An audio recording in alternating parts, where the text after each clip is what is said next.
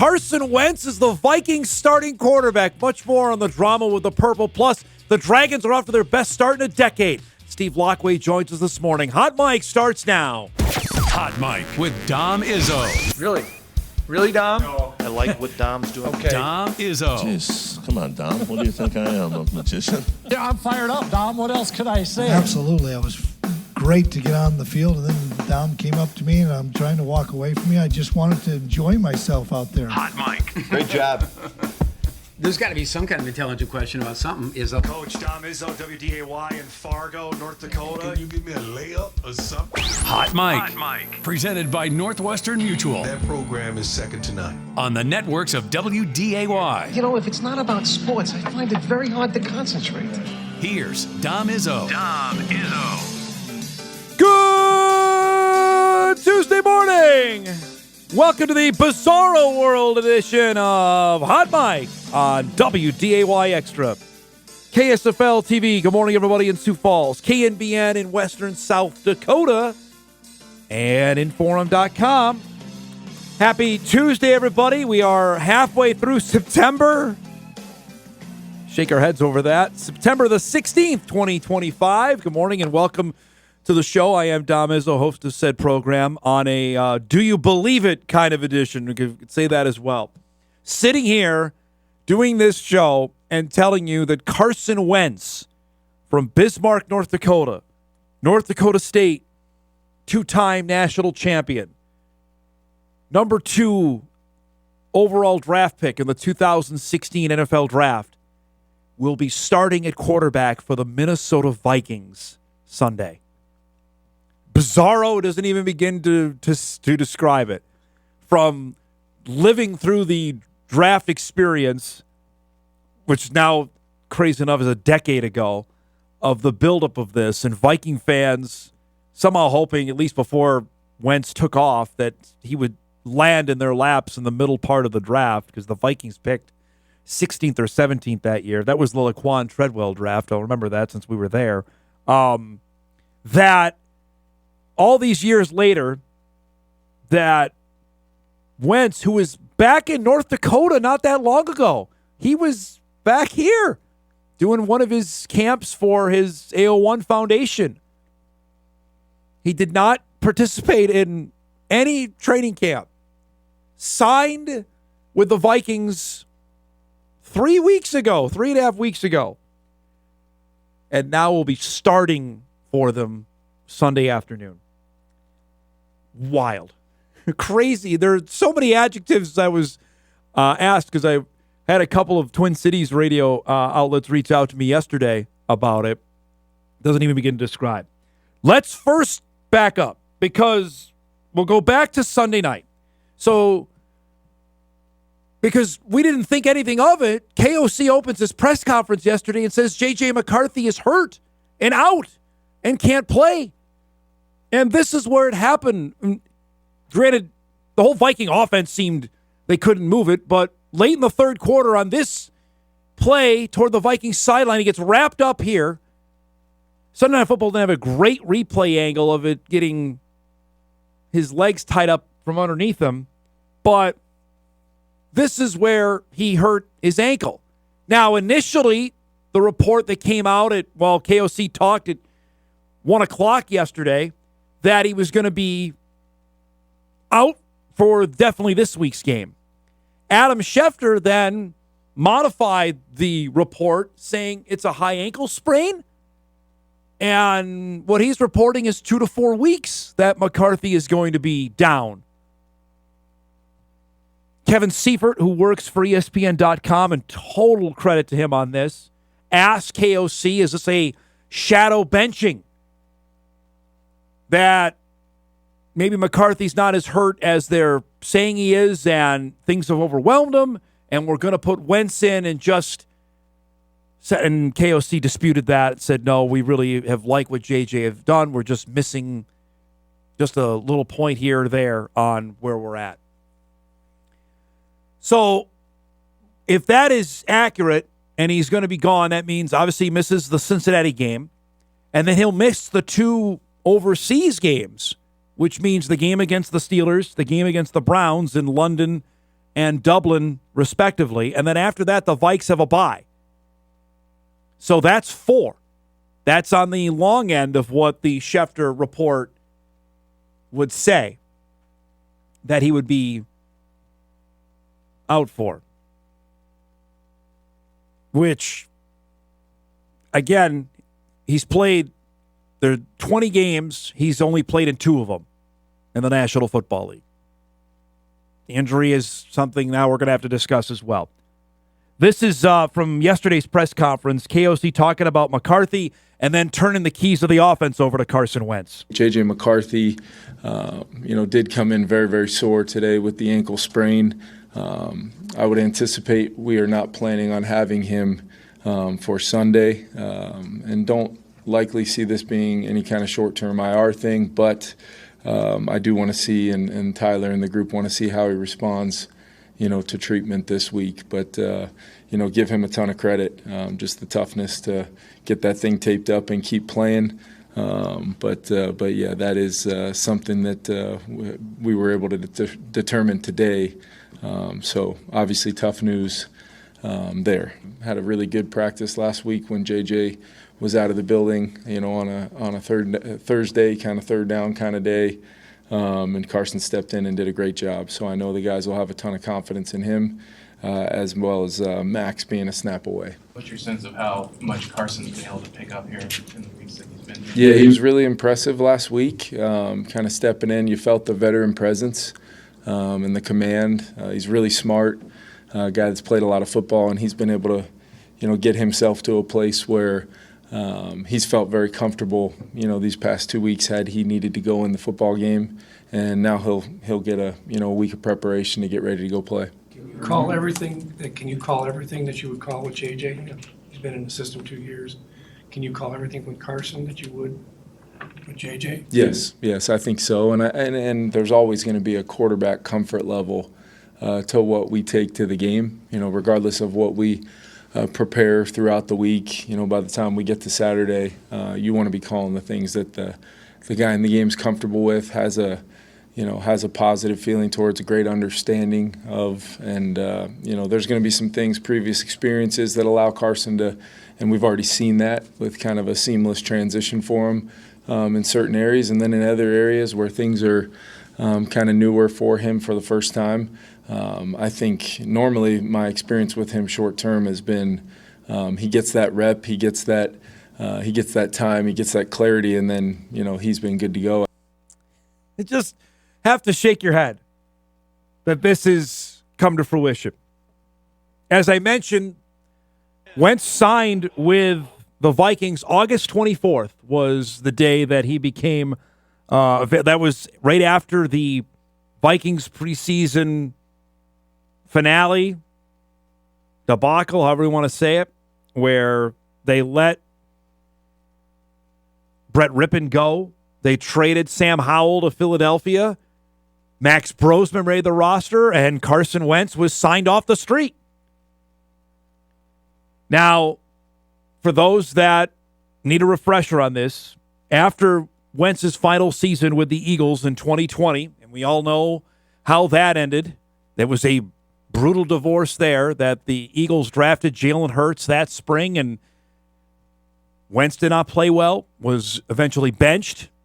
Hurts came in, and we know the rest of the story in Philadelphia. He got traded to the Indianapolis Colts, spent the 2021 season there. That was his last real year as the full-time starter.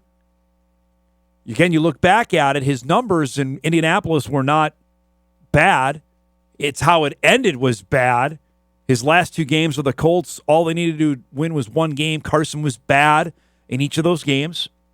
Moved on to Washington, where he started the year there. Got hurt. Came back. Was not good. Commanders there were fighting for a playoff spot. Frankly, Wentz, I don't know if cost him is the right word, but he wasn't good. Then waited for a job. 2023's offseason was very similar to this one. Waited for a job, did not participate in camp. Actually, he was out of work for a while, till I want to say October of 2023 when Sean McVay called, and he signed as a backup, to Matthew Stafford with the Rams. Ended up starting the season finale there to wrap up 2023. Was good in that game against San Francisco. The Rams won the game. That parlayed into being the backup for Patrick Mahomes last year.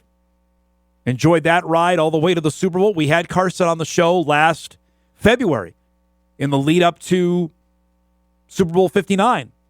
And he said it on our show that, I still believe I can be a starting quarterback, want to be a starting quarterback. That's the goal. Believe the Chiefs wanted him to bring him back. Carson and his representatives wanted to look elsewhere. And nothing came of that.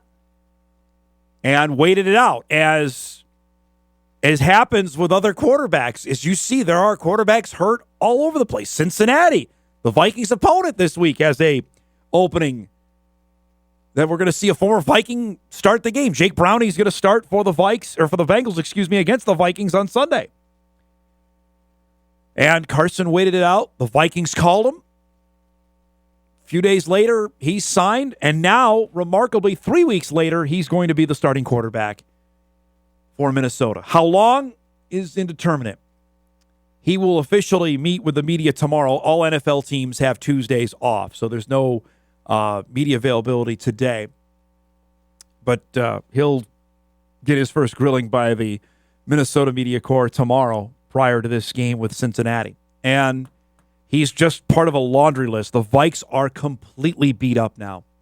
Ryan Kelly, Justin Schooler, concussion protocol. They left the game Sunday night. Aaron Jones likely out with a hammy. Darisaw hasn't played yet. Harrison Smith hasn't played yet. Blake Cashman is out for a while. Van Ginkel missed the game Sunday. Jeff Okudah's out. I mean, why the Vikes were so good last year, they rode the health train to 14 wins. They were remarkably healthy in 2024. That is come back to bite them here in the rear end. And 2 games into 2025, that is a mash unit of players I just mentioned. These aren't run-of-the-mill guys. Kelly, they give a bunch of money to. Darisaw's their all-pro left tackle. Aaron Jones is their top running back. Cashman is their starting middle linebacker. Van Ginkel, starting defensive end. Okudah, they brought in as their number 3 corner. Harrison Smith, starting safety. O'Connell added that Jonathan Grenard and Gabe Murphy were able to, quote, avoid some serious injuries after needing medical attention against Atlanta. You can't, Grenard, another one, starting on your defensive line. You just can't have those guys out. The only bright spot is Cincinnati isn't Cincinnati. This isn't Joe Burrow's team coming in. Burrow's out for 3 months with a toe injury. So this is a heck of an opportunity for Carson Wentz. Can he take advantage of it? He's played the last 2 games he started have been the final games of the season. So he's playing, like last year, he played for Kansas City against Denver. Kansas City didn't play anybody in that game. They had everything wrapped up. Denver was going for a playoff spot. The Broncos obliterated the Chiefs, and Wentz was bad. 23, 49ers were resting everybody. San Francisco was getting ready for its Super Bowl run. Rams were trying to wrap up the season in good and Carson played well. So I don't know if you can judge the last 2 games he started. And now it's about getting a full week ramp up to learn this offense that he's only been part of for a few weeks. Now, we had Randy Hedberg on the show prior to the Bison opener. It was right after Carson signed. And we asked him about how much the connection that Sean McVay gave to KOC, knowing that they worked together. Obviously, O'Connell was McVay's offensive coordinator for the Rams for leaving to take the Vikings job. Clearly, that had to carry some weight with it, that was the guy that they went and signed. For fans back here, this is, I can't even imagine. This is like the biggest thing football-wise. Literally, it could happen Sunday that Carson Wentz could throw a pass to Adam Thielen in an NFL regular season game. People's heads are going to explode around here because they were hoping for that 10 years ago. And now it's a reality. Wild. Crazy stuff going on. We'll have more on that coming up later on in the show. Before we set things up, I said 2 months ago when the Twins made all their transactions and basically blew up the team, the only way we were going to show anything notable on them is if something impressive happened. Well, last night, opening up a series with the New York Yankees, something impressive happened. They beat the Yankees. They shut out the Yankees for the first time in 17 years. Simeon Woods Richardson was dealing last night. He was great on the mound. His best career start as a Twin was sensational in shutting down the Yankees. Again, we showed it to you yesterday, then the heart of the playoff race. And he was brilliant. 6 innings, allowed 2 hits, walked 3, and struck out 11. He got into a jam in the 6th. He gets Stanton with a big strikeout to end the inning. They kept the Twins up 2-0. Brooks Lee cracks a home run here to left. That's his 15th home run of the year. That made it a 2-0 Minnesota score. We talked about Brooks Lee. Corey Provis did on our show on Friday about him needing to continue to have some good progression at the plate. He did last night from both sides. This in the 7th inning, doubles in. Trevor Larnach adds to the lead at 3-0. Austin Martin, who's got a lot of fans, drills one down the left field line. That would clear the bases. Buxton, Lee, and Eddie Julien would score, making a 6-0 Minnesota lead. Again, Provis said that Martin's probably going to be your starting left fielder on this team next year. Luke Keeschall adds an insurance run there to make it 7-0. Then some defense with 2 on. This is why Martin might be the guy next year in left field. That's a great play. Took one on the chops as well there to make a fabulous catch. Love the delayed reaction from Travis Adams. That's a nice play. Twins win it. 7-0 the final behind the great pitching performance from Woods Richardson last night to get the victory. 22,000 sold tickets. You could see there were people that came. The Yankees came to town. People wanted to go out to the ballpark. It was something I was wondering about. So nice win there. Game 2 coming up tonight at Target Field. 6:30 tonight. Cam Schlittler will start for, get that right, Schlittler will start for the Yankees. Zebby Matthews is going for Minnesota. We got a packed show coming up for you here on this Tuesday morning. Our guest lineup is brought to you by Northwestern Mutual. Mike McFeely will join us at 9:35. I'm sure Mike has some thoughts on Carson Wentz now starting for the Vikings on Sunday afternoon against Cincinnati. We'll get to that in his usual time slot. At 10 o'clock, excited to have Bismarck Legacy head football coach Chris Clements join us. For the first time, the Sabres are the number 1 ranked team in 3A football. That's after their big win over Davies. They got a matchup with Shanley coming up this week. We'll talk with Chris about the steady rise of his program, including after a couple years ago when they were 0-9. That's coming up at 10 o'clock. And at 10:35, Steve Laqua will join us. The Dragons are 3-0. They bested Winona. They got another thorn on their side this weekend at Wayne State coming to Moorhead. We'll preview that and chat about the best start MSUM has had in a decade. That's coming up at 10:35. That and a heck of a lot more here on a busy Tuesday show. We'll take a break. We come back. Recap of the fun one in the NFL last night and a couple other topics we want to get to start our show. Back on Hot Mic on WDAY Extra, KSFL, KMBN, and Inforum.com after this.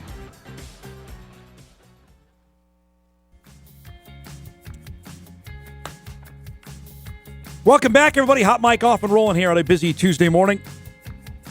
All right, couple things got to get to here.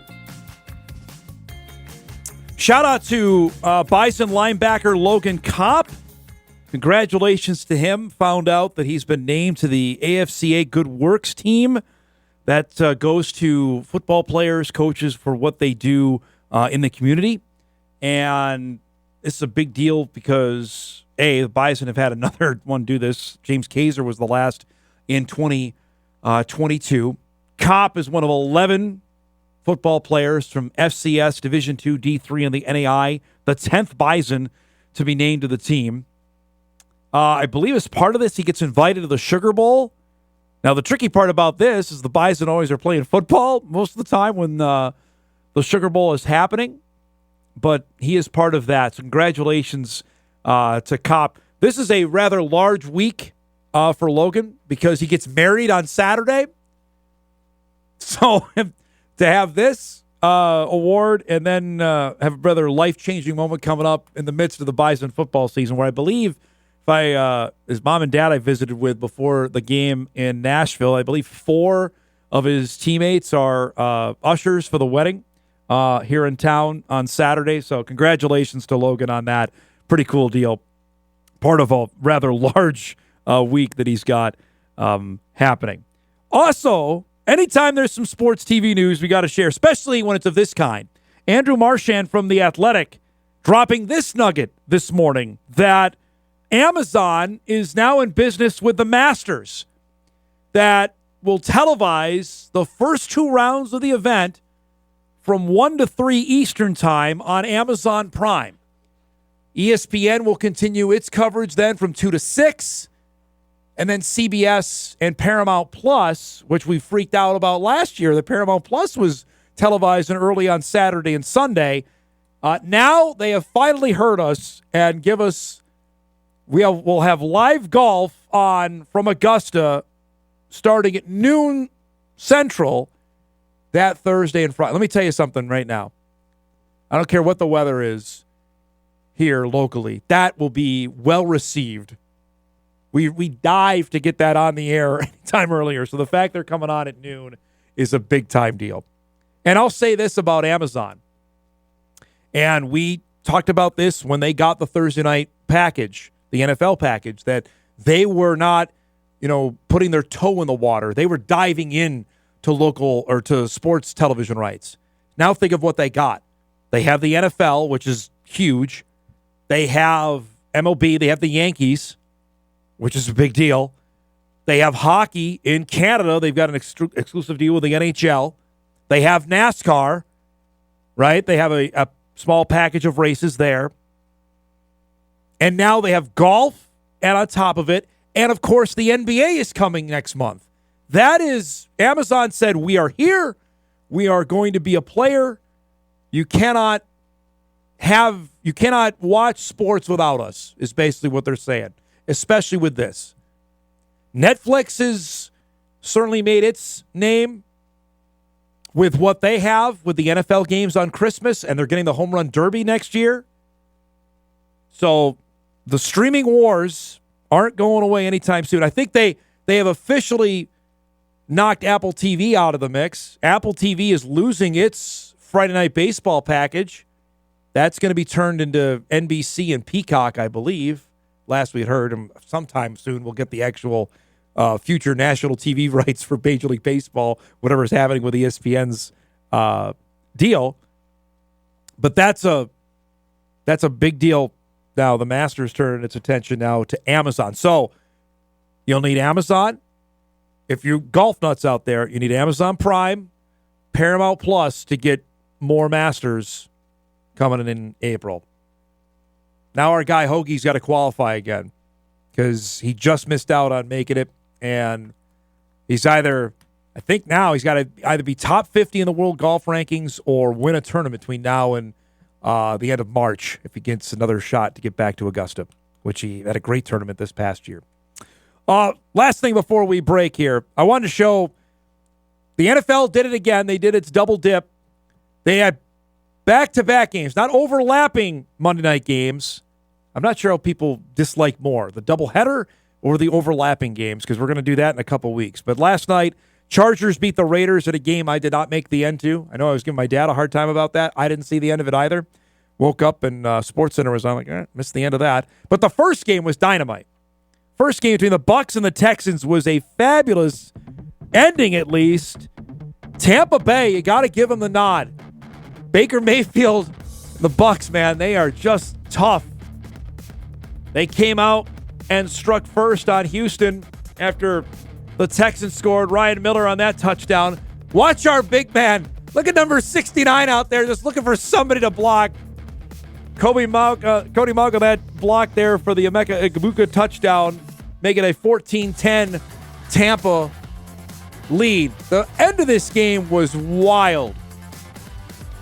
Texans think they've got the go-ahead score here on this C.J. Stroud to Nico Collins pass, but you can clearly see he's down and touched before.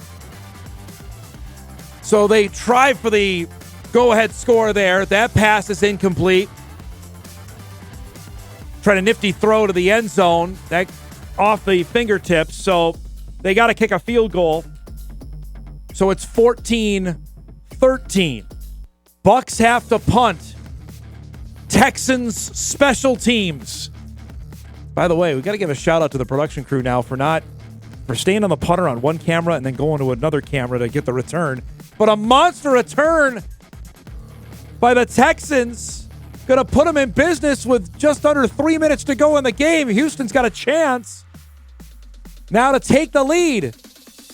And they do that. Nick Chubb back healthy. He gets in for a touchdown. And Houston leads it 19-14. They missed the two-pointer, which is big. Because Tampa and Mayfield come right down the field. Rachaad White scores from 2 yards out. Again, Mauk leading the way on the block. And Tampa Bay comes back and knocks off Houston 20-19. For the fifth year in a row, Tampa Bay starts the season 2-0. That team is good. I know they play in a bad division because Carolina has perennially been bad. The Saints have been bad. But tip of the hat to Tampa. Fun to see our guy out there throwing blocks. He was cutting. He's getting out in front of guys. That Tampa team could be a problem. Good win last night. All right, we'll break. We come back. Our guy Mike McFeely will join us, get his thoughts on Carson Wentz, now QB1 with the Minnesota Vikings, and a bunch more. Other side of the break. We're back after this.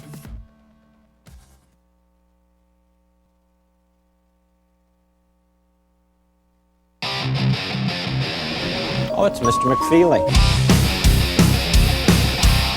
I have seen the future, and he was wearing number 5, and I ain't talking about Robbie Grimsley, folks. Took out the muffins, took out the trail mix, took out the cookies. They stole the monster cookies. Wow, that's awesome.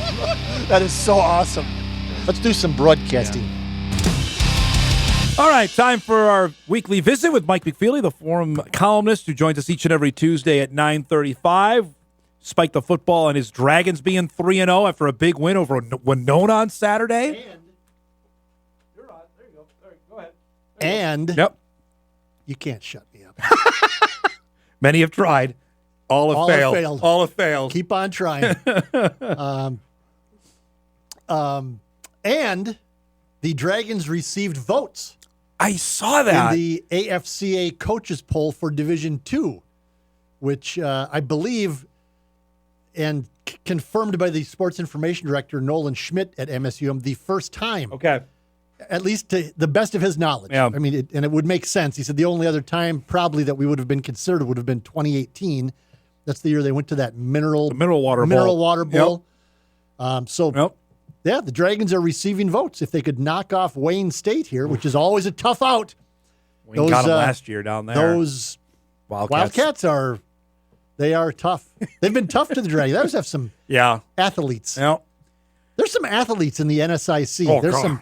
It's just that they just don't. Those Division II teams at that level just don't have the linemen. And the size. So the Bison are off this weekend. UND's playing Valpo. Cobbers are on the road. This is the game to go to.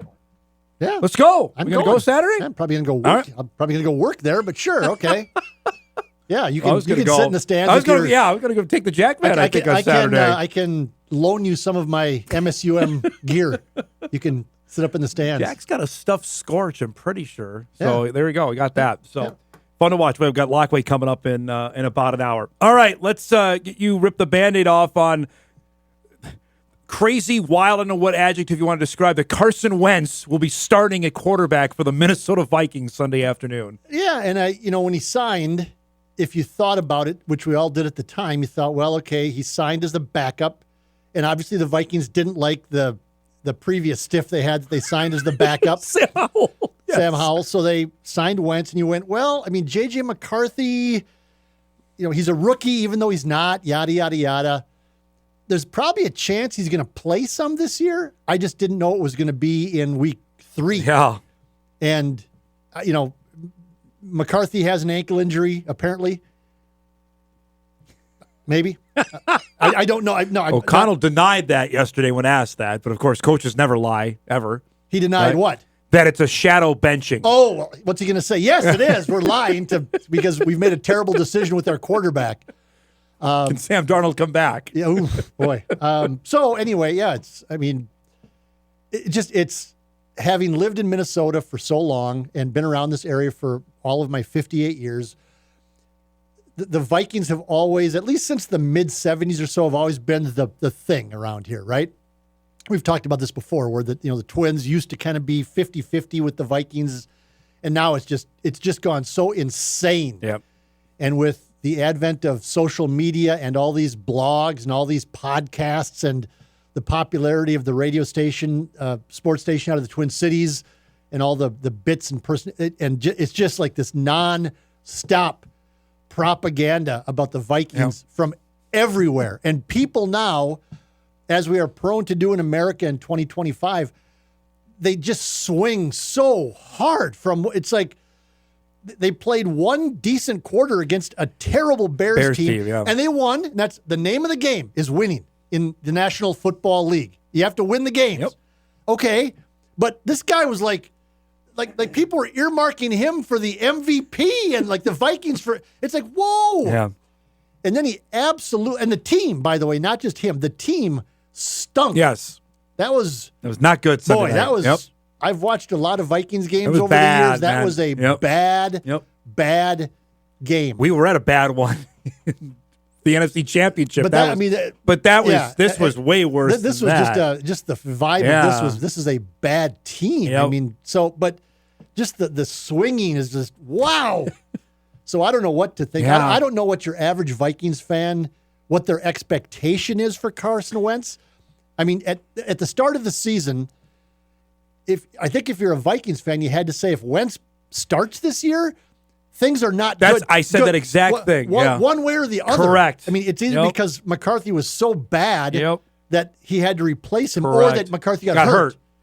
And so either of those scenarios is a bad deal for the Vikings. And here we are. And so now, if let's just say that Wentz lights it up on Sunday, then it's the old question of what do you do? What do you do then? I mean, do you put the kid back in there and say, well, he's our guy, even though, boy, he's had one good quarter out of 8. And O'Connell just was sort of, everything just was weird on Sunday night. Yep. Like McConnell just looked like he was just PO'd. Yeah. When McCarthy overthrew Jalen Naylor, which would have been a Wide open. 75-yard touchdown or whatever it was, they showed O'Connell on the sideline, and his look on his face was like, perplexed. my God, like what can we do? We totally did everything we could for you to get the guy open, and it worked. We had the right call against their wrong call. We got him one-on-one on the outside. He beat his guy. With the fastest guy we have. Yep, and you overthrow him by 10 yards. You overthrew the fastest guy in the team. Yes. What? Right, I mean, so, yeah. What if it goes the other way, and Wentz is not good? Is Max Brosmer then next up? The Gopher But why would guy? that be any better than J.J. McCarthy, though? I don't think you'd go there. You'd go back to but who knows how long McCarthy's out, what I'm saying. If Wentz is bad. It might depend on how good Wentz plays on Sunday, don't you think? I would think so. Like if Carson Wentz is above average and they win, then suddenly don't you think J.J. McCarthy's ankle is still not healed? Yeah, correct. Because they're going to London and Dublin for the next 2 weeks after that. That's just... For Carson Wentz, and we've talked about this, I don't know how many times in the 6+ years I've been doing this show of the now 6 different stops he's had since he left Philadelphia. This is 16 in 6 years, isn't it?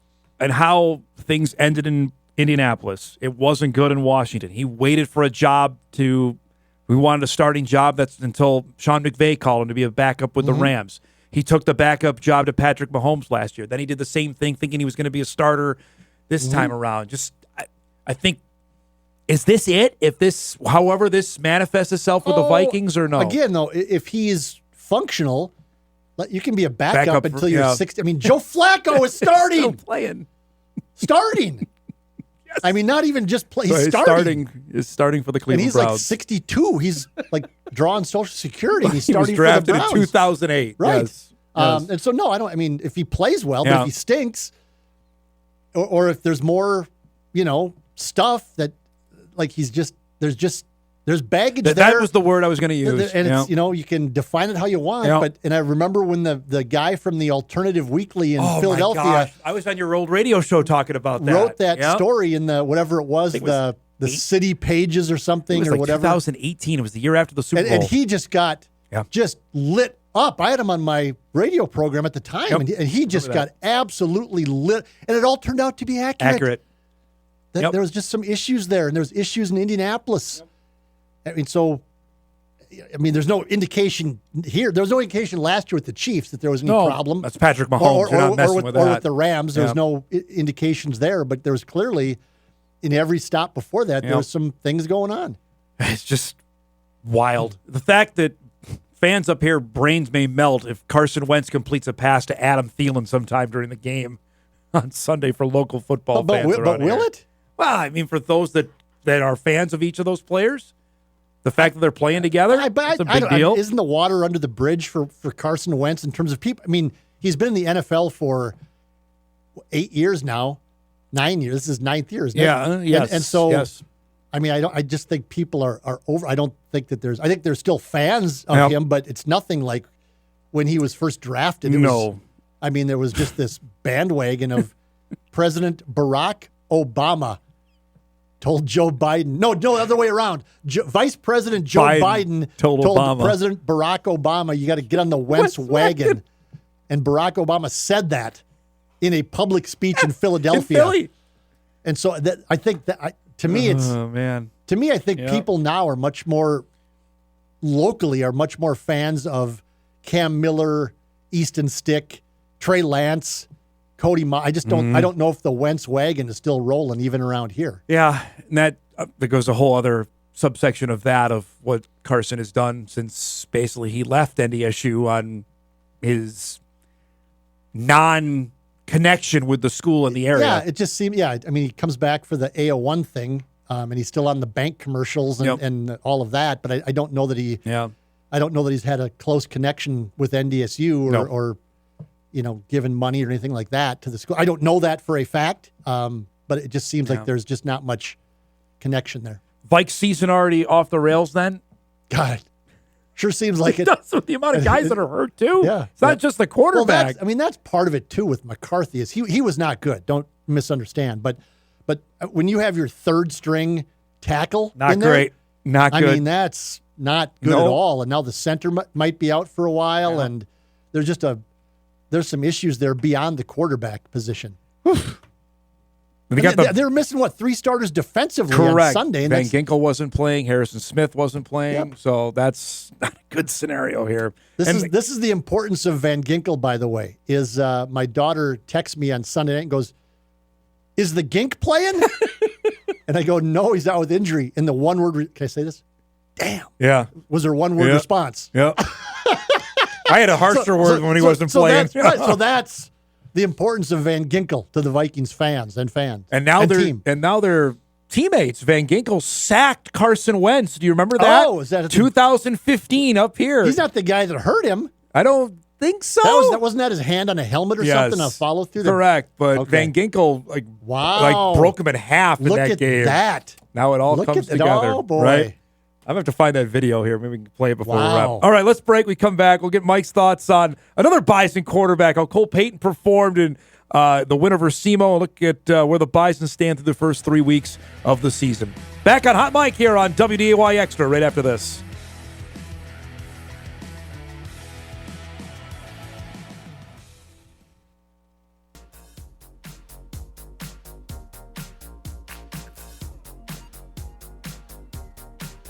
All right, wrapping up our first hour. We found the video of your guy, the Gink. Of the Gink? In college. So 2015, Bison fans need no reminding of this. That was South Dakota. That was 10 years ago. Joe Glenn. There he is, number 17. There he is crushing Carson Wentz. I missed it. I was looking away. You'll get it again. It loops again because then he gets him later in the game. This is later. Watch 7. Look at a spin move there on Landon Leckler. and brings got him him down. again. Yeah. He end up being the Valley Newcomer of the Year. He And then transferred to Wisconsin. to this is the play. Watch. He Oh. just, all right? Oh, Just broke Wentz in half on that play. My. So he went to, I think he went to Iowa Western for 1 year, because this is before the days of the portal and you had to sit out. Right. And then he went to Wisconsin and obviously drafted by the Dolphins and then signed for big money by the Vikings. So that was that game that USD scored. I think the year prior, the Bison had beaten USD by 1 million the first 3 years they played. And then South Dakota came up here and won on a walk-off field goal. That was completely unexpected, that game. Totally. That was Totally just out a of total left field. shocker, Yep. like out of left field. I believe that was, correct me if I'm wrong, was that your first week back with the Forum? You wrote that story? Might have been, but that was also a bad USD team. Oh, yeah. They were like 3-8. They did not make the playoffs. No, that they year. were like 3-8. No. They were a bad team. Yep. All right, so let's transition to this year's version of the Bison quarterback. Cole Payton was pretty good on Saturday. Yes. 348 and 4. I'm going to be curious to see going forward how many other teams take the approach that Southeast Missouri State took. Tom Batukowicz believed he couldn't throw the ball. Right, and that's, you and I have talked about this, and we talked about it, I think, last week on the show, is that there's clearly a narrative out there that started somewhere that you and I have asked a lot of questions about, can he throw? Yep. Like, we don't doubt that he can, but we haven't seen it in a game. Correct. And it was no knock on Cole or knock on the coaching staff. It was just like, well, I need to see it in real action, real time. And then, okay, I mean, we think he can. The coaches have said he can. When we're at practice, we're going, oh, okay. Yeah. There were some misfires that we've talked about, honestly. Like, okay, well, that was odd. But for the most part, there were some throws where you go, oh, okay, that's okay. But the narrative that seems to be out there is not, can he throw? It's, he can't throw. And that's a whole different... Right, that's a different deal. That's a whole different narrative than like me going, well, I need to see it before because I don't know. Because I haven't seen it in a game. But there's a narrative, like, he can't throw. Correct. I've heard that from multiple markets, let's put it that way. And that is proven to be incorrect. And it's like, okay. Yep. And clearly, I give Matukowicz credit for his honest, for his candor. Yep. But I mean, he's just like, I don't know, didn't think you could throw. Okay. It's like, okay. Yeah, that's odd way to go about and it. And so, as Tim Polasek said after the game, he's like, I was shocked. I'm looking out there, and I'm seeing Bryce Lance lined up one-on-one. It's like, okay. So if teams want to go that route, if the narrative out there is can he throw? It's he can't throw. Okay, then if that's the choice you're going to make, which right, okay.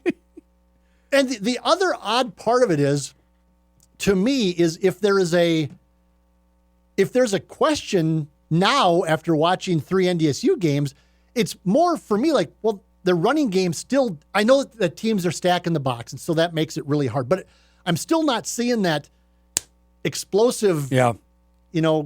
That I'm not seeing the ground and pound that we're so used to from NDSU. And again, when when you have 9 or 10 guys on the lines, scrimmage, you can't do that. It's a numbers game, right? But I mean, so I don't know. Maybe make him run. Maybe that's what you choose now. Well, okay, I guess he can pass, and we don't want to leave the best receiver in FCS who's going to be a second or third round draft choice.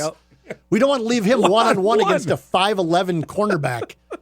Who, by the way, he blazed past. Yes, and who, by the way, is the fastest guy clearly on the field as well, at least in that situation. Man, oh man. So let's make, and no offense to Barika Penu or DJ Scott, but let's make them beat us, and not the All-American receiver and the quarterback who clearly can throw it well enough to throw for 350 and 4. Jeff and I talked about this yesterday. I'll ask you this before we move on. Can you gauge how good NDSU is considering who they played in the first 3 games? I think you can see some things that are encouraging, that's for sure. Their defensive line is good. We've talked about that.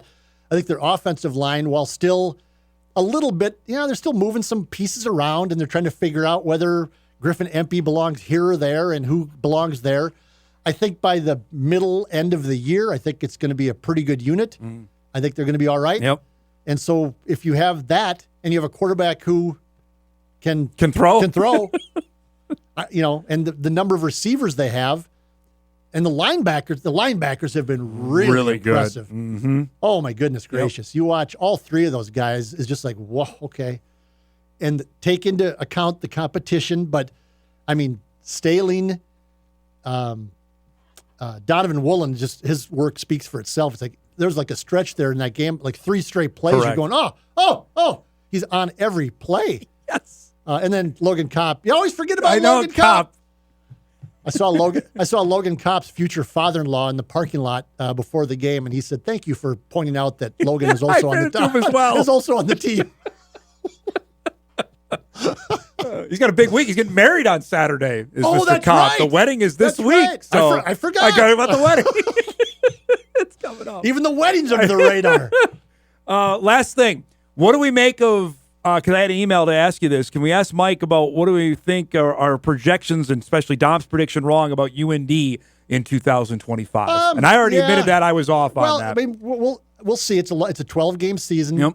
But clearly, I think they're better than I thought they were going to be bad. I mean, I thought did UND too. with what they had coming back, and with the questions at quarterback. I picked them 7th in the league. I thought they were going to be bad. They might be the 3rd or 4th best team in the league. And maybe they get even better, but they look good so far. I've talked about it before. The coaching change was a huge thing.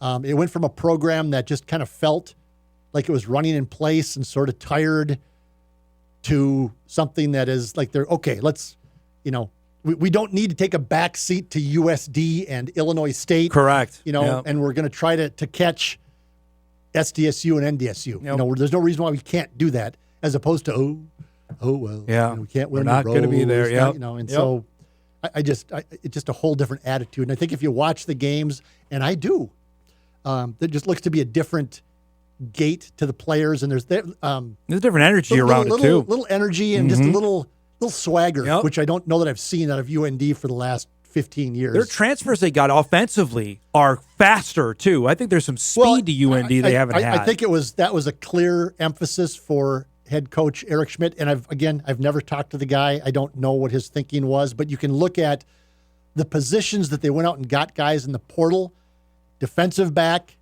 and receiver. Yeah. And all of them I think were to add some speed, because last year that game in the Dome, you just went, wow, they're just slow compared to NDSU. And so they've improved that. And again, don't ever talk to the coaches up there, but I don't know if Jerry Kaminsky just was so bad last year that he couldn't win the job. How didn't he win the job last year? He looks pretty good right now. I mean, looks really good. So we'll see. They got Valpo before their bye week, and then they've got out of the bye. And I was talking about this yesterday. With Sam Hurd, they got SIU, Youngstown, and Northern Iowa. Those are 3 you gotta, especially 2 of them on the road. They got to go to Cedar Falls and Carbondale, which they've never won in either one of those spots. Yeah, they're going to win, and they'll win at UNI. I believe that Carbondale will be Carbondale tough. might be a tricky one. Yep, and then they host Youngstown in the middle of that. Yeah. Those are teams that they have not beaten in the past. They got to show it here. They can knock them off. I think they lost to Youngstown last year. At Youngstown. That was the crazy finish out there. Remember? That was that one. That was right. Yep. Exactly. So it'd be fun to watch as we get going. Great stuff as always, bud. Thanks for coming by. Appreciate it. Yes. Mike McFeely joins us each and every Tuesday at 9:30. We'll break. We come back. We'll start our second hour. Head out west. Visit with the top team in 3A football is Legacy High School. Head coach Chris Clements will join us on the other side of the break. We come back.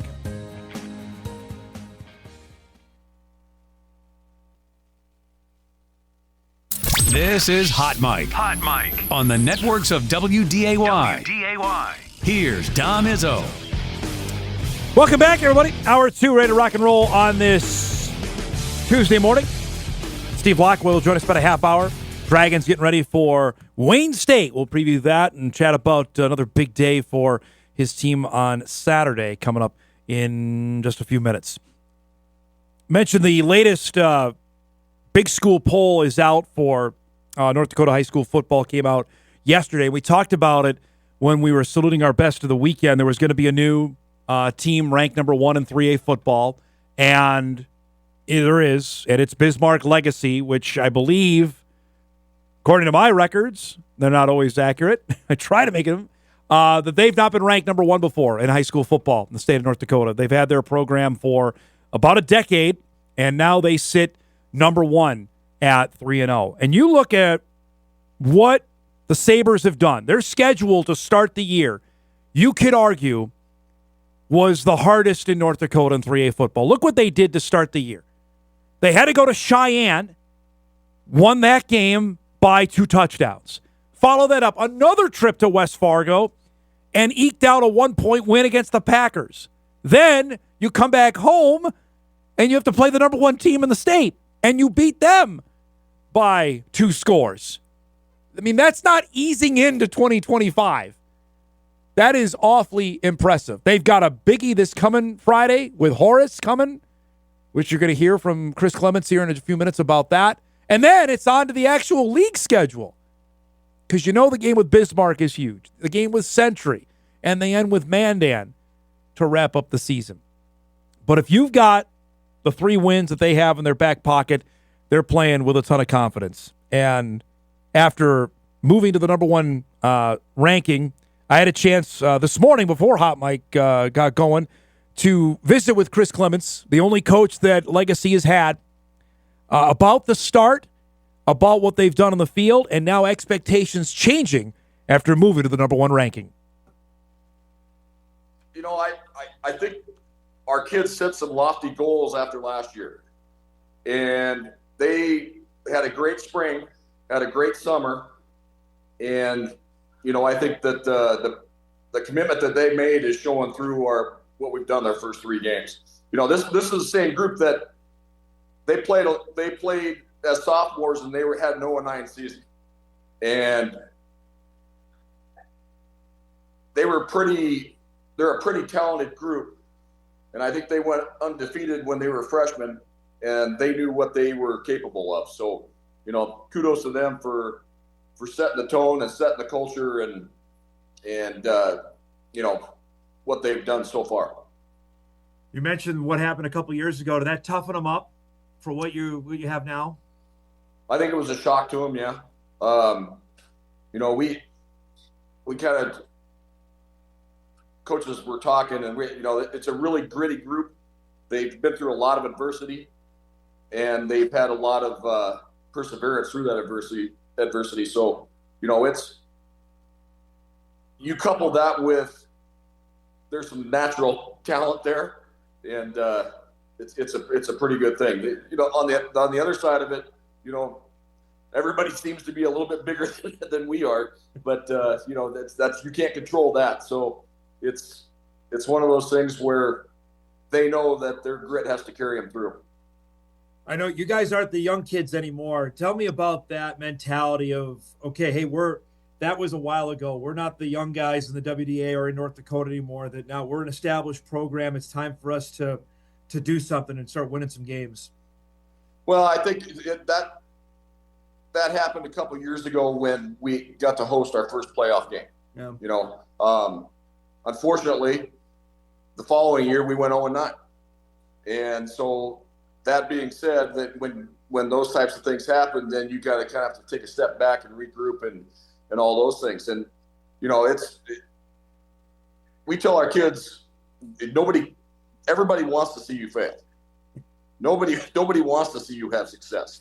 So you have to go out and earn it every day. What you do.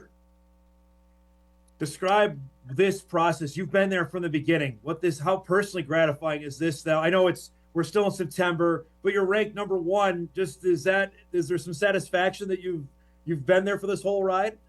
Well, I don't think that there's, you know, obviously I'm happy for our kids. The rankings don't mean anything. The only ranking that means anything is the one at the end of the year. So what I told the kids is now we have an unbelievable bullseye on our chest, and we're going to get everybody's best shot. So, and everybody wants to see you guys fail. Everybody wants to knock you off. Okay. You guys, they understand what it took to get here. Now they have to accept the challenge and strive to remain in. Chris, to get a win though, beating Davies, who's, I mean, describe that of getting over the hump and beating them and the way you did, scoring 40 points on them on Friday night. Well, the first couple series, we were like, oh boy, here we go again. It's one play and score and one play and score. I think they had 3 plays with 150 yards and 3 or 2 touchdowns or whatever it was. But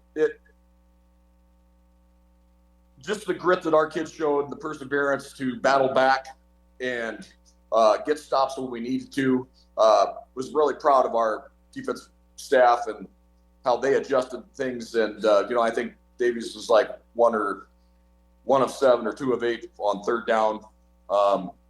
Those are big things that we look at. You got to get off the field in those situations. But it's gratifying and satisfying to me as a coach to witness what they are doing on the field at that time. Our first 3 games have not been easy. You got to go to West Fargo 2 weeks in a row. And you got Davies coming to your place. It's been tough, and this week's no different. Horace they won a state title last year. Those kids know how to win. They beat Todd's team 35-14. We got another team coming in this week. Well, I wanted to ask about that, going out here back-to-back weeks and having the kind of performances you did. Just what did that do confidence-wise for this group? Say, okay, I know it's not WDA games yet, but we went and done it. Well, I think we talk to the kids about we want to play fast, we want to play physical, and all the time. And I think we've done that. We got first week we played pretty well. Second week had to come from behind to win. That showed the perseverance. This last week we had to come from behind to win. Showed the perseverance. So I look at them and I say they have the don't flinch mentality, and they don't. They just keep playing. Coaches have to make adjustments and those things. With Davies, you can't emulate what they do.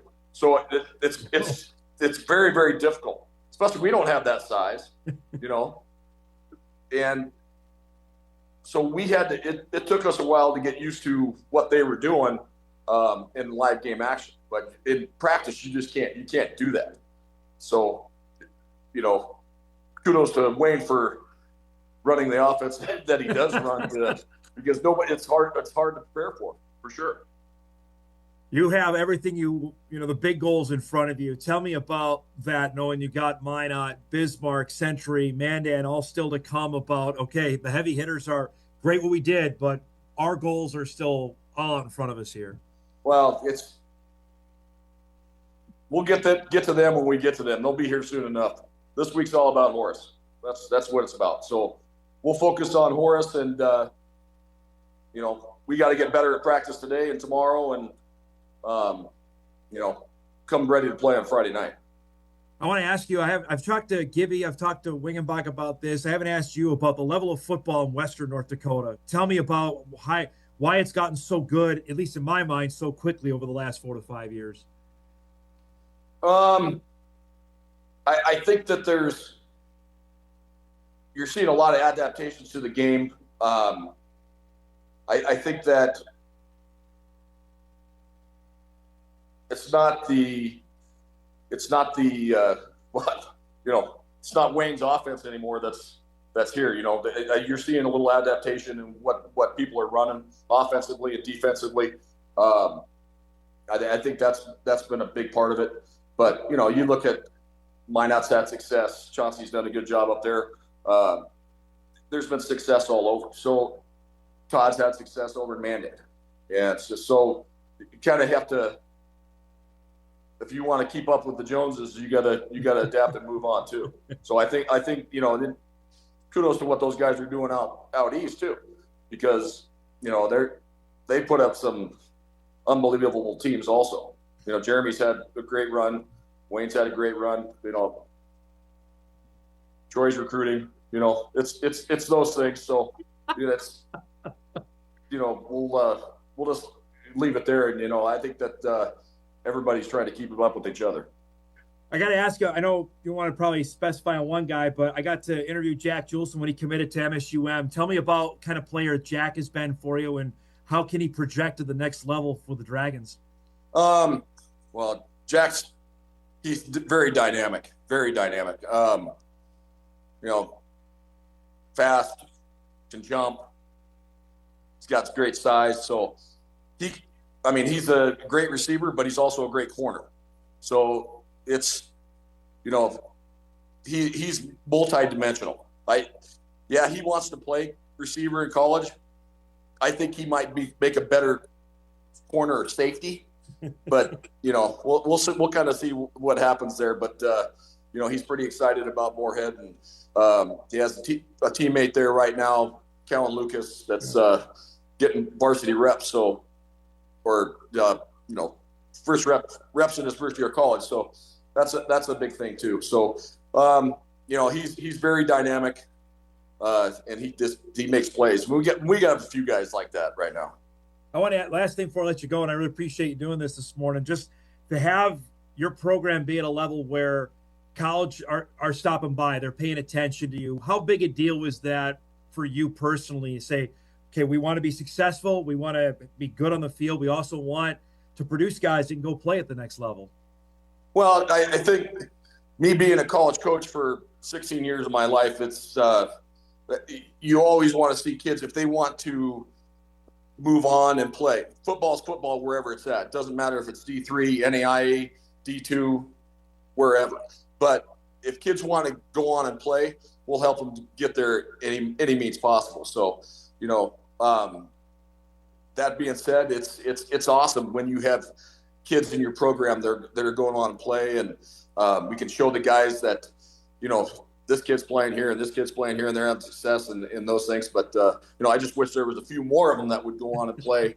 You got your entire life to work and make money. Go enjoy it while you can. Great stuff there from Chris Clements. Visited with him this morning. Legacy head football coach. And you look at the sports that they've had some great success with. Girls basketball, Jim Petrick's team won the state championship, almost a decade ago now. Jason Horner and boys basketball has been really solid. They've had to, football had its breakthrough a couple years ago. They got to host a playoff game, but as you heard Chris say, they followed up. They were 0-9 after that.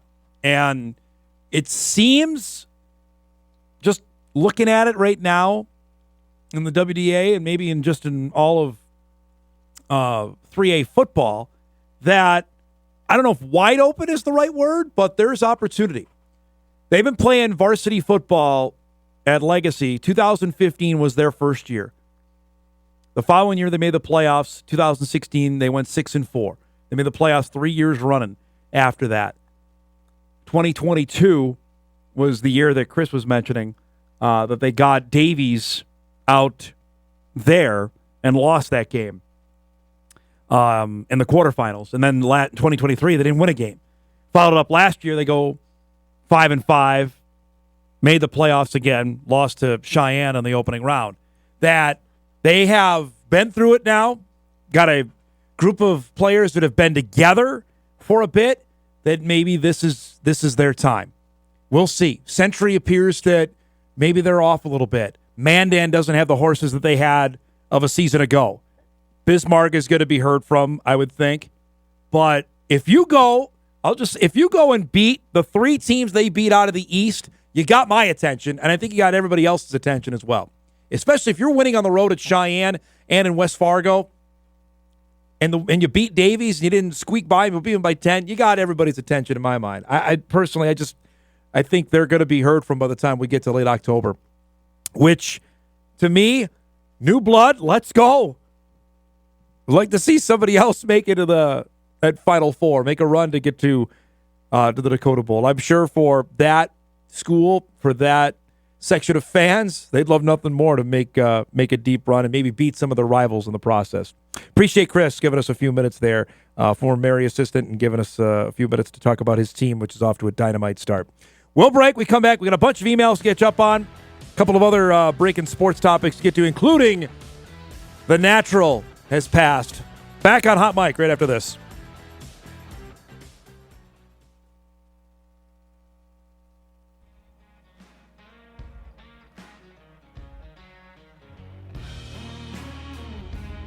Welcome back, everybody. Steve Laqua going to join us about 10 minutes, talk some Dragon football. Looking forward to that. Tomorrow, Jason Moneylaws will join us. Hankinson, head football coach, after getting win number 100. Pirates have a showdown with LLM coming up on Friday. 2 9-man powers in southeastern North Dakota. Looking forward to that. Let's go through a couple of emails here that we got sent in during the first hour of the show that we didn't have time to get to. Dom, regarding Carson Wentz, I saw an interesting stat yesterday. In games that count, I guess not end of the season games, Wentz has lost his last 6 starts in the NFL. That is not a great stat. You go back to, that would be then end of things in Washington, and then prior to that, the last couple games in Indianapolis, which was not ideal. Another email going back to Cole Payton. Even if you believe Payton can't throw, Bryce Lance is so good that you don't have to be a great thrower. Quincy Patterson could have hit him, and he was perhaps the worst passing quarterback in Bison history. Well, he had a hard time hitting Christian Watson, did Quincy Patterson. But I get his point.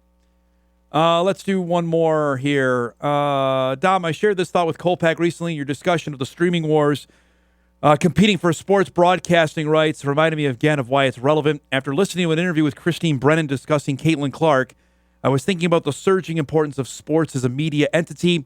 With all the changes in college football and the impacts on FCS, I'm sure it can start to seem like the value of what you're doing is not what it once was. However, at the same time, there's been a seismic shift in everything else in the culture. Between culture wars and technology, we have been chopped into tiny niches with smaller and smaller cultural value. The one thing that has survived that change, though, is sports. I would argue what you do every day is more meaningful and impactful than it ever has been because it's the only thing that draws all of us together anymore. No political reporter or national anchorman has influence anymore.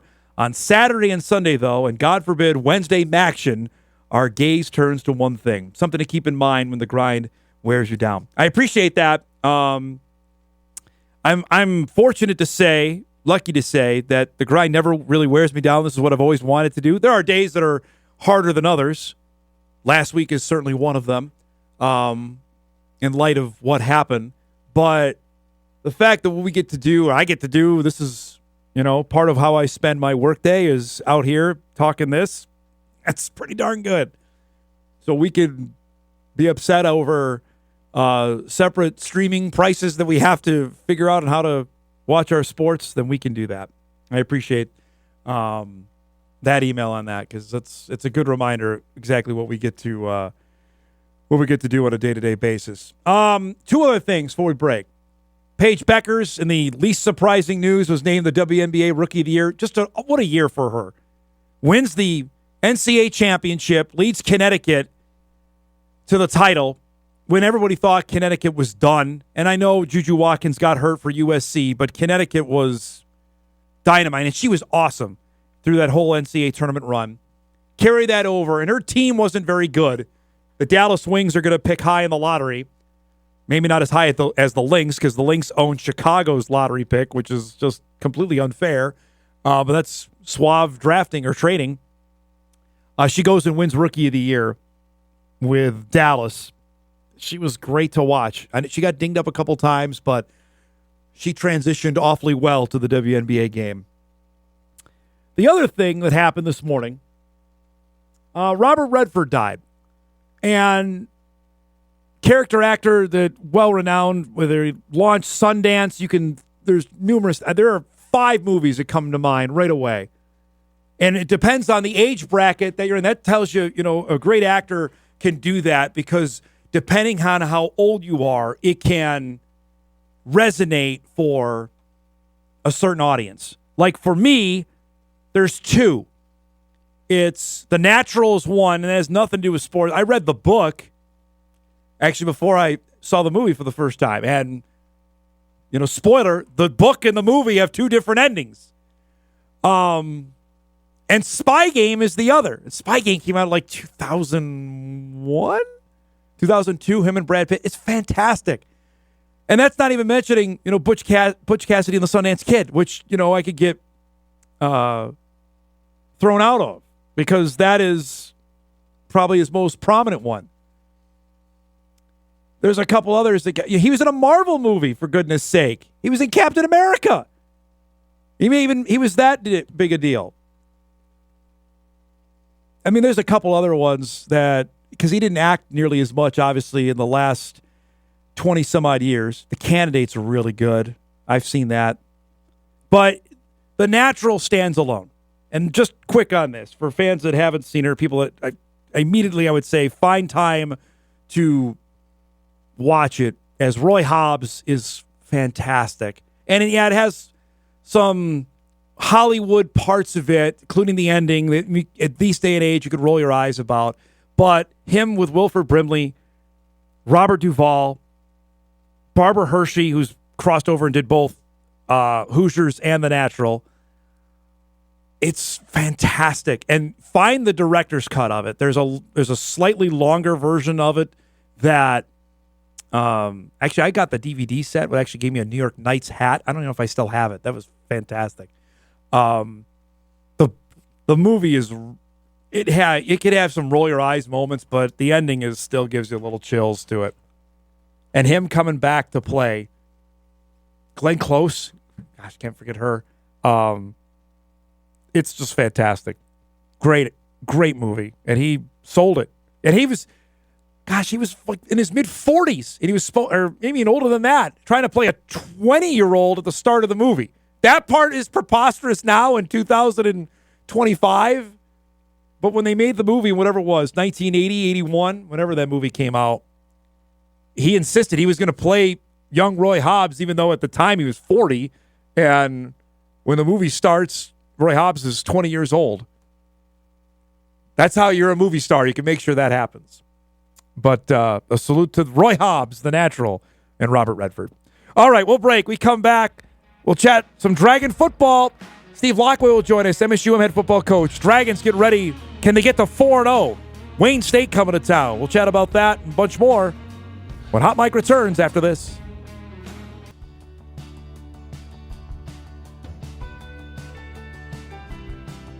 Welcome back, everybody. Tuesday morning show, final half hour. We featured yesterday on our best of the weekend. Minnesota State University Moorhead with a big win over Winona State on Saturday. Brady Perriman, another just ho-hum day for him with 3 touchdowns as the Dragons knocked off Winona.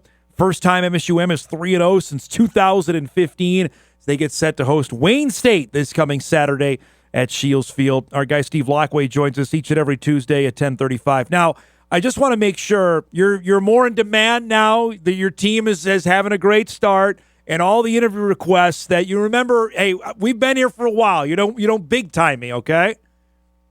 Well, I haven't checked my email in 3 weeks, so if there's any email requests via email from media, I'm not aware of it. And certainly no text messages, phone calls, or carrier pigeons have delivered any requests for media. So I think we're safe. Okay.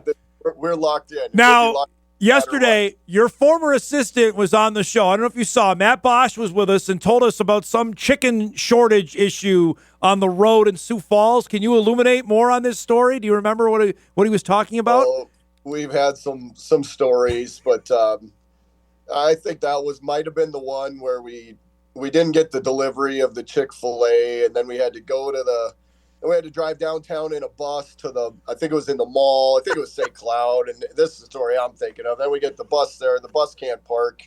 We go in to get the food. The bus leaves the coaches there.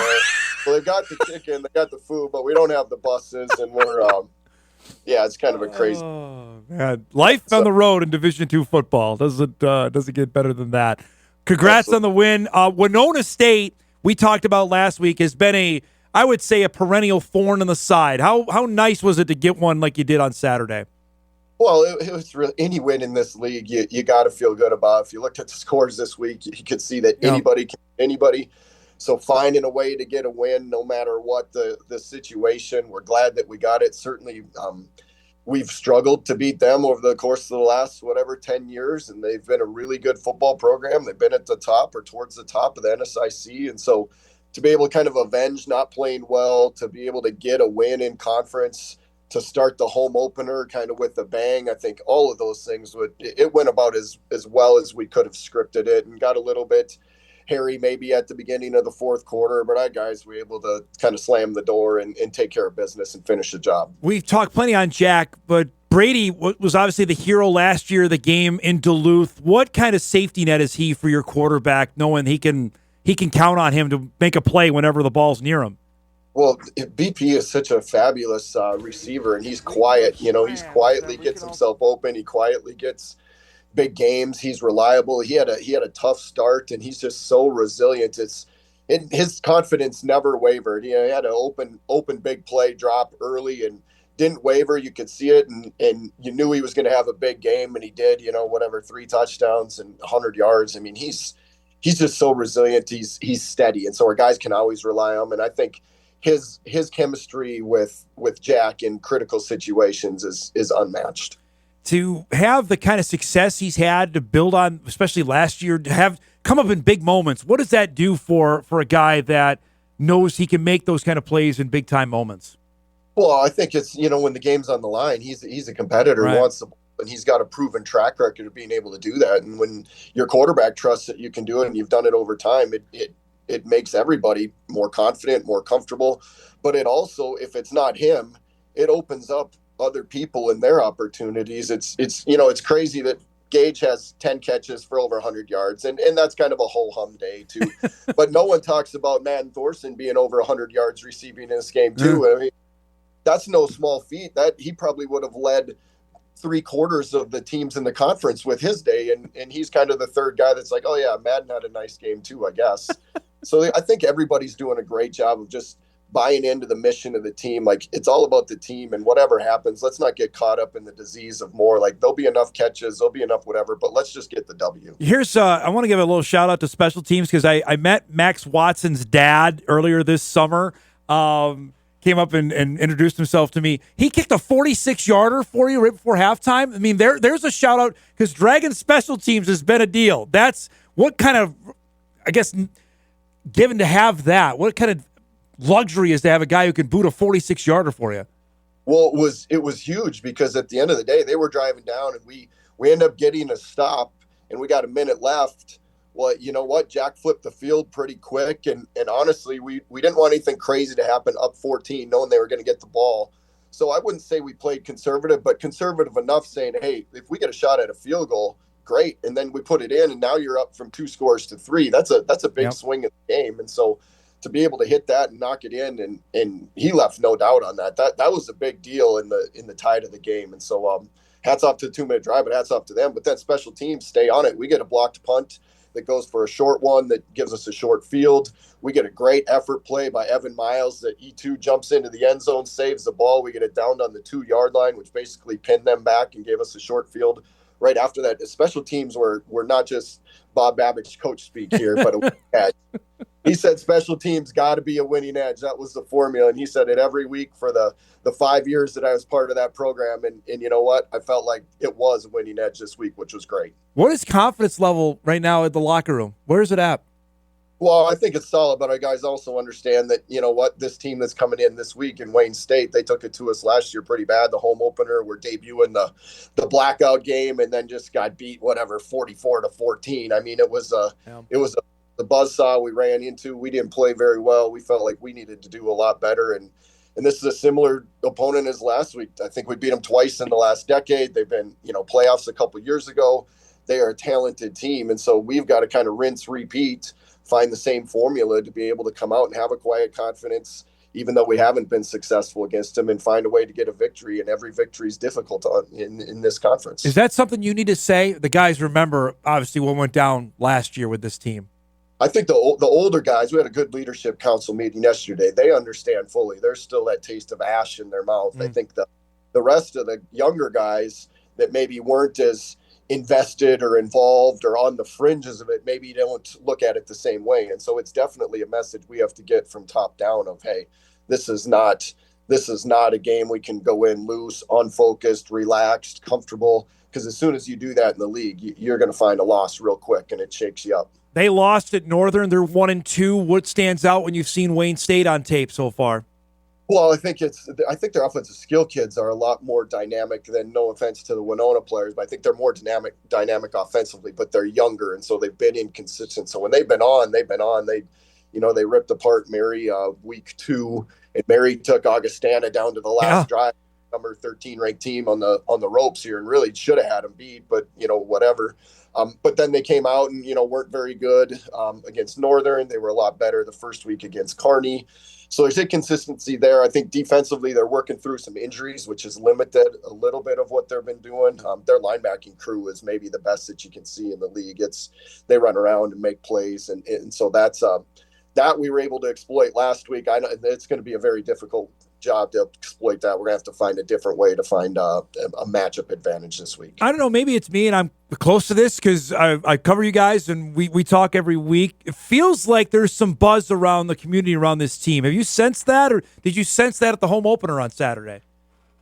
Well, I thought we had a really good crowd. Now, my dad, he's getting up in years, but he did say, I think it's a bigger crowd than when we opened Shields Field against Winona in 2016. So I might have missed by 1,000 or 2, but it was a great crowd. There was a lot of excitement. It was an awesome home atmosphere, and I do think there's some excitement that is with this team because they're fun to watch. So, Jack throws the ball really well. These receivers make some phenomenal catches every single game. It's a fast pace. I think we've scored over 40 points in every single game. Like, from a fan's perspective, there is a lot of action and fun and things to cheer about. And then, by the way, there's a really good player here that is one of the better players in the collegiate level at his position. And so I do think people are interested and excited, but I think our guys have done a good job tuning that out and just saying, hey, you know what? It's just between the lines. The rest of that stuff doesn't matter. We just got to get it done Saturday afternoons. All right. Can you give me the coaches speak here, considering the Dragons are receiving votes in the latest D2 coaches poll?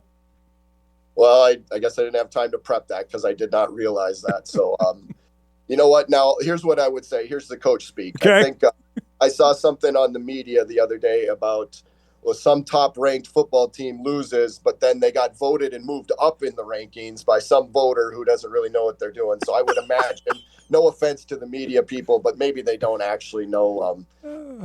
Got to win a lot more games to get ourselves into that conversation. And at the end of the day, those things don't put points on the board. They're not going to spot you 7 because you received votes this week. So, hey, you start ahead 7-0. It's 0-0. All it does is put a target on your back. And right now, we just got to make sure we take care of our own business. But does it not maybe resonate? There's respect for your program and what you've done. I understand what you said, and I'm fully with you there. But there are people recognizing what's going on in Moorhead now.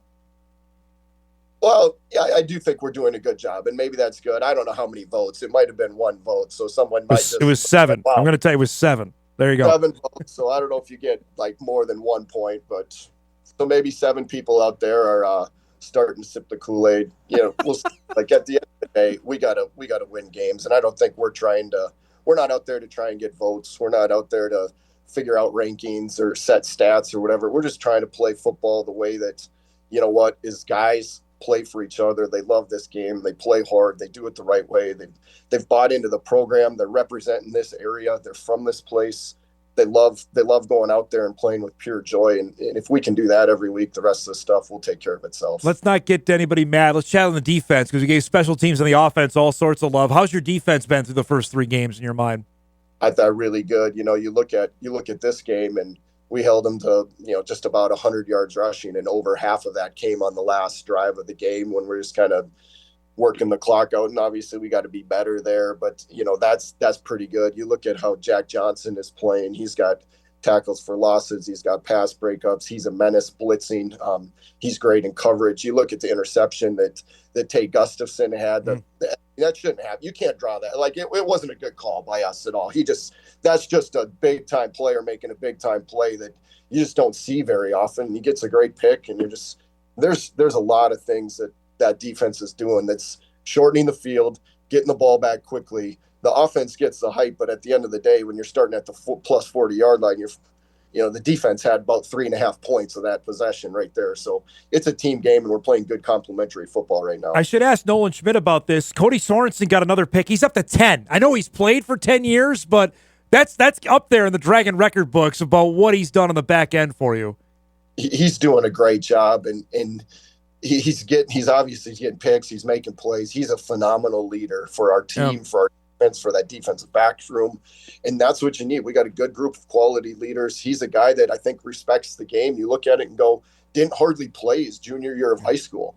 I mean, he's still kind of, he's been here forever, but he's still a young player. I mean, he plays a full season as a senior year. That's his only varsity full season, and then comes out and has done a phenomenal job. And so I think this is a program that develops guys, that find guys, and allows them to flourish. And he's a poster child for that. It's great to see you, bud. Thanks as always for the time. Good luck on Saturday. And wait a minute, what's the uniform combo? What are we doing Saturday? Can you tell us? We black jerseys, white pants. We're going with the traditional white helmets. Okay. No alternate today, so that's how we're rolling. Inverse of a Oreo type look is what the players told me. So which works for me. I'd rather take the Oreo stuffing than the outer layer. So if you get it's like a double stuff. Holy cow. Now you're giving us an Oreo breakdown. I was not ready for that. No way. Yeah, that's a hot take. Let's see if that can go viral. Thanks for the time. Good luck on Saturday, bud. You bet. Thank you. Steve Laqua joining us each and every Tuesday. Dragons unbeaten, taking on Wayne State Saturday at noon. I'm just to tell you now, Bison are off. UND is playing Valpo. They can set the score there. Go to the Dragon game. Go just find some time to watch Jack Strand play and appreciate that there's a high-level quarterback playing across the river over in Moorhead.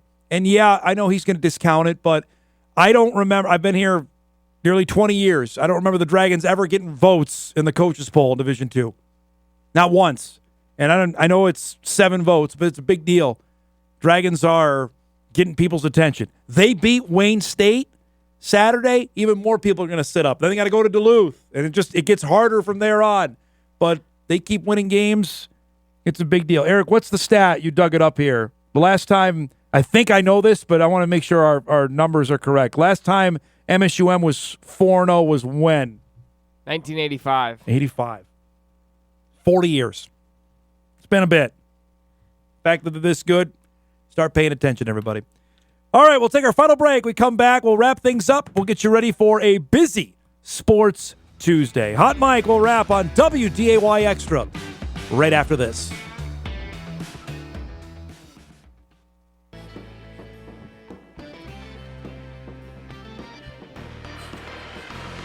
All right, wrapping things up here on this Tuesday Spectacular. Looking forward to a fun show coming up. Reminder, Tim Polasek will have his weekly press conference. He'll be joined by Grant Olson, defensive coordinator, Dan Larson, offensive coordinator, later today, 1:30. You can stream that on WDAY Plus and Inforum.com.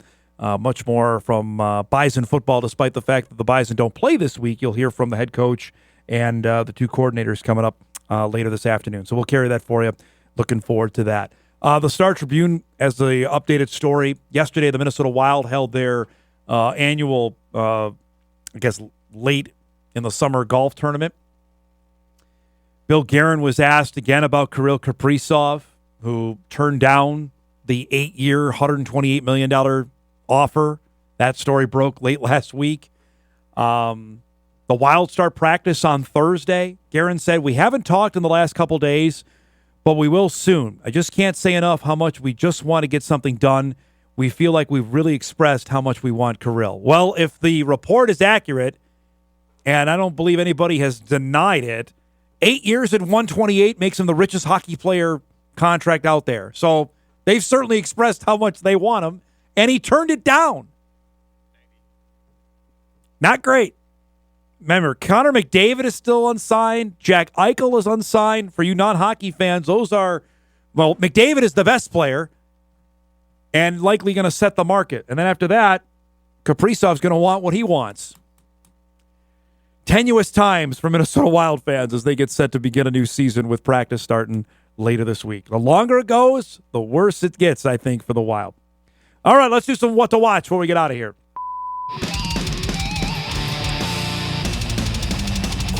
I don't know if Minnesota fans can stomach another great player leaving. What to watch, brought to you by Northwestern Mutual. We got Yankees and Twins coming up tonight, 6:30 on Twins TV. Oh, we got our high school game of the week. Sorry about that. Coming up tonight, volleyball, Moorhead and Cheyenne tonight, 7:30 from West Fargo, as the Mustangs and Spuds will go at it there. That's on WDAY Extra later tonight. Also tonight, WNBA playoffs resume. Game 2, Dream and the Fever, 6:30 on ESPN. Atlanta leads that series. Aces on the Storm. Vegas going for an 18th straight win. That's at 8:30 tonight on ESPN. Our thanks to Mike McFeely, to Chris Clements, and Steve Laqua. If you missed any of the show, you can podcast it later today at Inforum.com. You can watch a full replay on WDAY+. Thanks so much for spending part of your Tuesday morning with us, everybody. Thanks for watching. We'll see you back here tomorrow.